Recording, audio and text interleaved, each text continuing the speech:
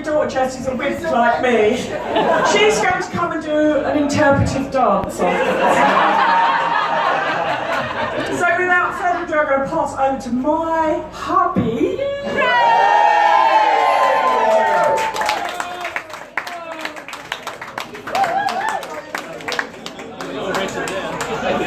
Come on, Chris! Come on! Come on, Chris! Come on, Chris! Oh, God! Keep it short! Chris, wear your shorts! Here or not?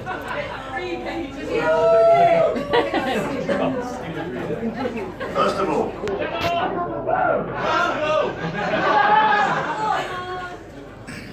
don't be alarmed by the number of pieces of paper in my hand. I haven't written long speech, just use the big font. I have to, otherwise I'll just take the glasses off and all like that. I would like to thank everyone for coming. Not a bad turn. Who would have thought we could scrape together this many friends? Although some of you may prefer to call yourselves mere acquaintances. And family. At the outset, I should apologise for the slight delay in having this celebration. If waiting 30 plus years can be termed a delay. One of the major reasons for us getting married was to stop Jim and Rod moaning that we were depriving them of the party. Gentlemen, you can feel deprived no more.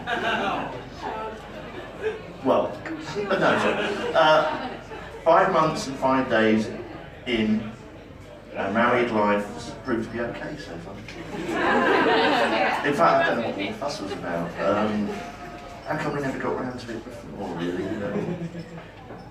For some reason other than the fact that I've never been married before, I was lost as to what to say.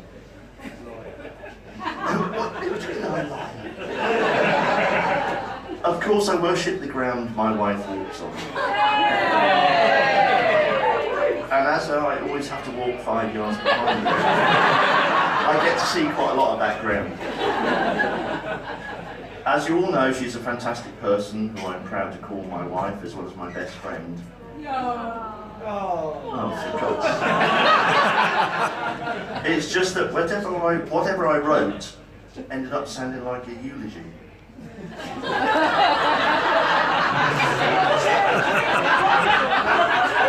Obviously, I'll save that material a few years later.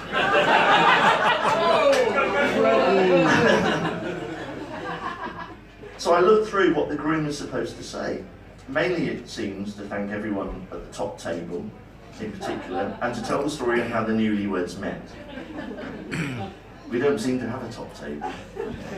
At the ceremony, we didn't have any bridesmaids. There was barely enough room for all 8 of us, plus the registrars. I doubt many of you here got married in a glorified boom cupboard. But we did have our children. So thanks to Jake for giving his mother away. Is it me, or does that sound a little bit weird? And for Jess for being best man. And not blubbering too much. Well, you did blubber. Our own parents couldn't make it tonight. Actually, they weren't invited. The average age is already pretty high.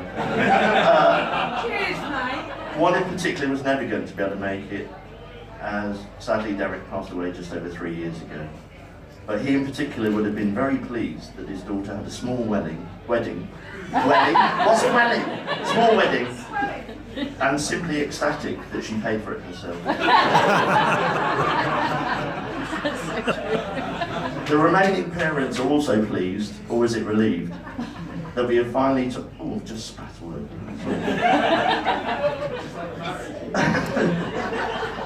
That we have finally tied the knot, and that they no longer have to think up terms to describe us. Although, of course, to them, their grandchildren will always be bastards. As they are to us.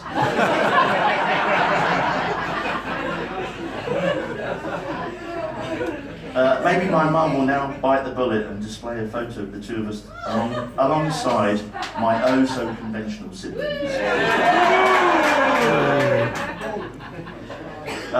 The question on everyone's lips is, how much longer is he going to drone on for? Or possibly, can I sneak off to get another drink? There may be some who would like to know how we met. To tell the truth, so do I. There was no clap of thunder with a bolt of lightning, or fat cherubs with wings and exposed genitalia firing arrows at us. That, of course, would happen later. It was at the end of our third year at Kent. We had been with mutual friends, most of whom are here this evening, at various events. Well, when I say events, it's possibly a euphemism for being in the Dolphin. No. I thought that'd go down well that side. But we had not really spoken that much to each other. The first time I can remember being alone with Elaine was when we went to get the results of our finals. Looking on the boards, displaying names with all the glamour and grandeur associated with the railway timetable, I told her that she got a 2-1. She looked at me in disbelief. A knee was raised, but was stopped on its path towards my groin.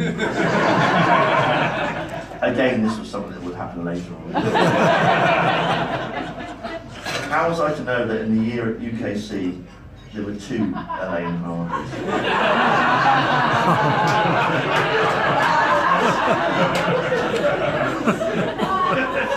Despite this rather unfortunate incident, we exchanged addresses and wrote to each other over the summer. Oh, for fuck's sake. This was mostly an excuse for Elaine to send me photos of the England World Cup squad, cut out of The Guardian with a beard and glasses drawn on the face of Paul Mariner. One thing, you remember, as illustrated by last week's Father's Day card, this is one of the many traits that Jess has inherited from her mother. And also Jake did as well. Towards the end of the year, there was a party at the flat in North London that Elaine shared with her boyfriend. Rather cheap.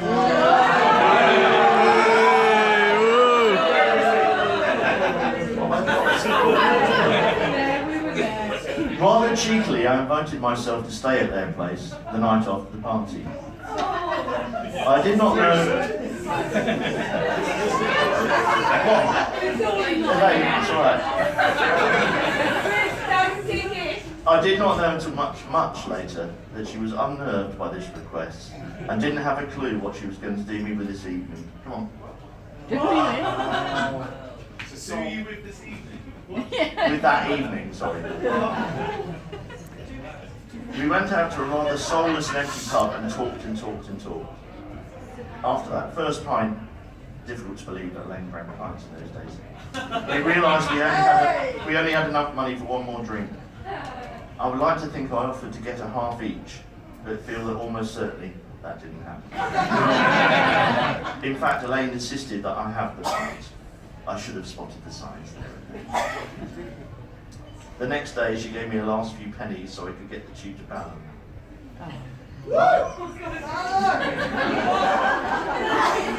Last month, standing on Dollis Hill Station, I was quietly reminded that I've never actually given that money back. And so, dear listener, I married her. Eventually. 5. I would like to end with a couple of quotes. Dave Gedge of this parish, in his Cinerama days, sang, "We try to imagine being together at 30, but that always seems such a long way away." In Herne Bay in the summer of 1983, this was true, and all these years later, it's true again. We did say back then that one day we would again live by the sea. We never thought it would be here, and just how happy it would make us. That's enough. To paraphrase Robert Browning, and I know you see this every day, Elaine, grow older along with me, the best is yet to be.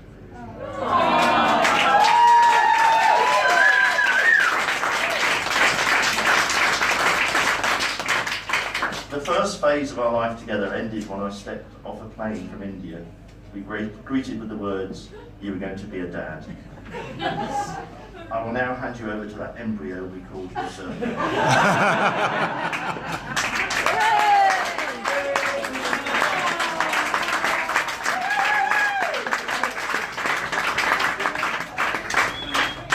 So where are you, Jake? I just want to say we did have a really lovely wedding on January the 18th, and our friends and family, all 8 of us, attended. And I just want to say thank you to the lovely witnesses, Leslie and Andy, who are somewhere here, who helped to make it such an amazing day, and Jake and Jess and Lily and Sam, who are absolutely brilliant. So thank you very much. And now, there he is. Here he is. Here is that embryo.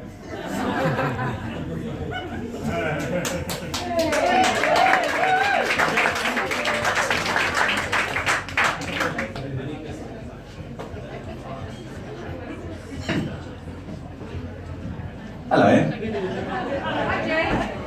So, to be honest, a lot of things I was going to say, he fucked me up with a little bit. Ready?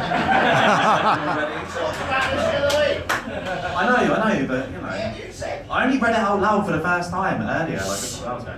So anyway, good evening. Hi, Jake.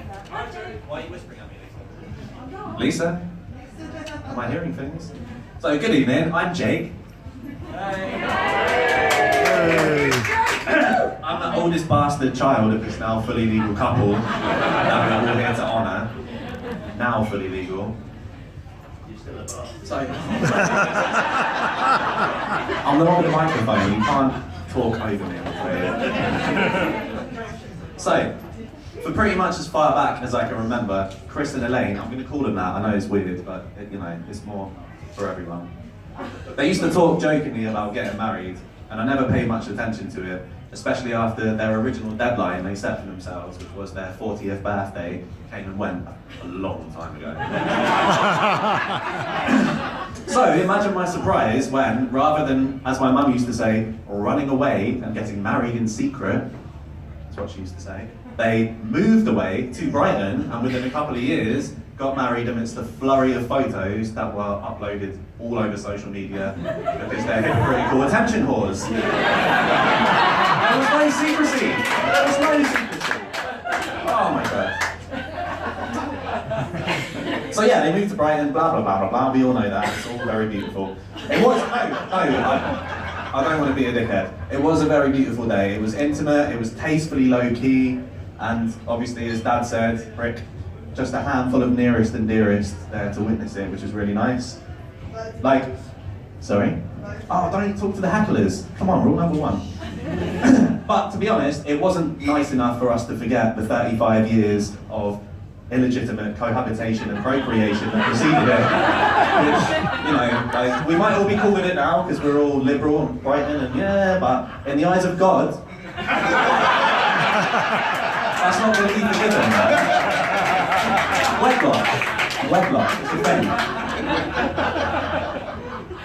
So, you know, some cynics among you may be thinking they've just done this for the financial benefits.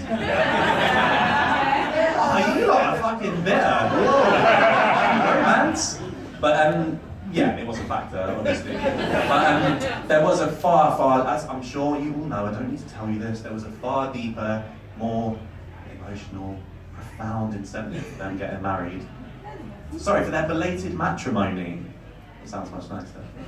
It was the desire, that real deep-rooted desire to avoid social awkwardness. Let me explain. So basically, this stems from an incident that occurred years ago, but has since passed into family infamy, our family infamy. This involves you, sister. It's a fucking boring story, but I'm going to try and tell it in an interesting way. So basically, Mum and Dad were at the shops with my youngest sister Jess. She was about 4 or 5 years old at the time, so at like prime social unawareness age. And I don't know if you noticed, but she's fucking loud now. Like when she was a little one, she was So upon reaching the checkout, I think it was Safeways, that dates it somewhat, Dad had returned to one of the aisles to grab something that he'd forgotten to put in the trolley.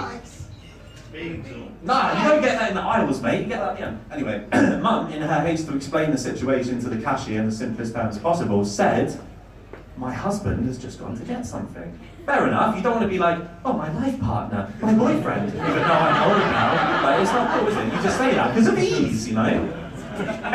So little innocent, heavy-handed Jess proceeded to say the following in, I understand her bemusement, but in a very loud voice, so the rest of the shoppers in Safeways could hear. "He's not your husband, you're not married!"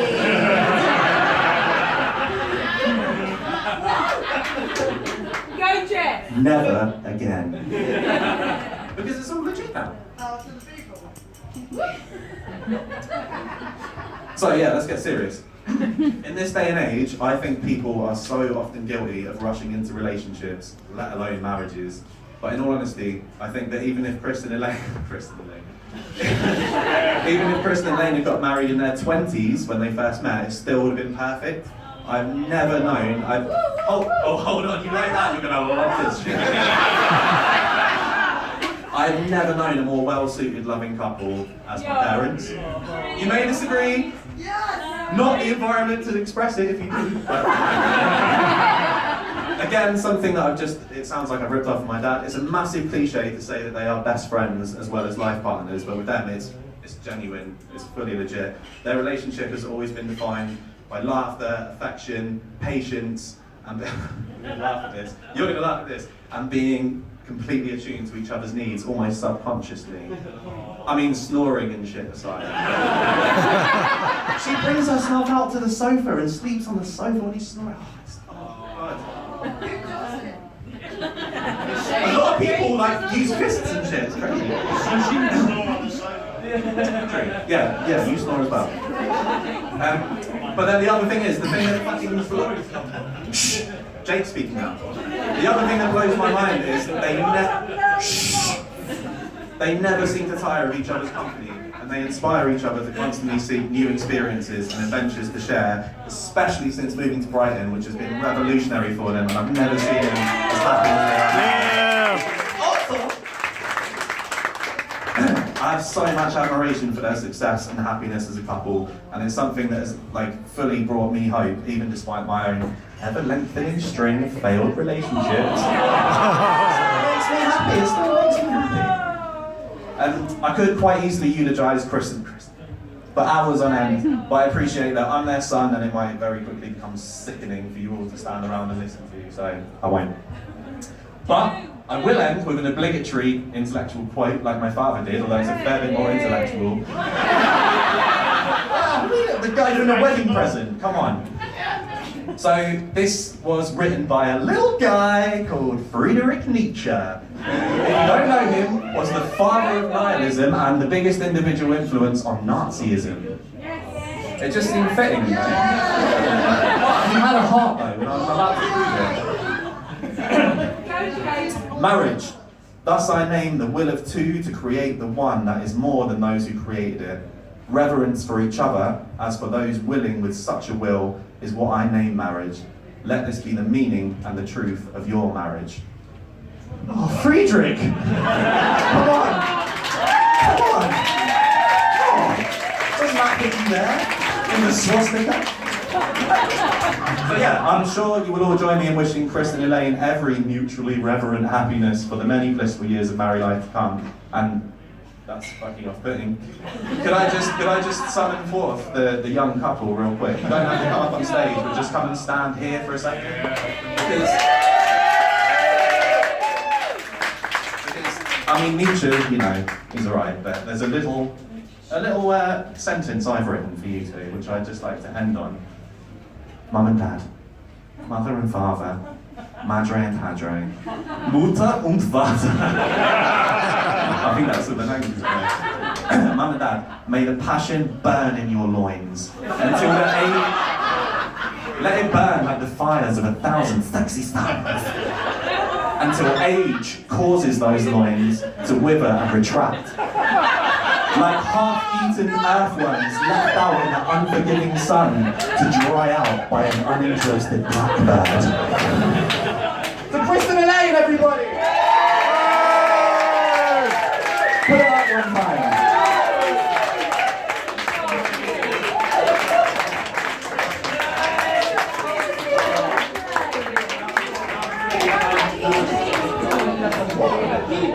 Wow, thank you very much, Jake. So now, quite soon, the fantastic South Coast Soul Review are going to come back and do another hour set for crazy dancing. So I really hope everyone will come and do crazy dancing. And then after that, the pub, it stays open here for us till 12:30. And so Chris has got loads of good sounds on his iPod and stuff, so stay as long as you can. Please. Yes, he has, Billy. He's just got no ABBA, I'm sorry. So, a little break, and then the brilliant South Coast Soul Review will be back. Thank you very much.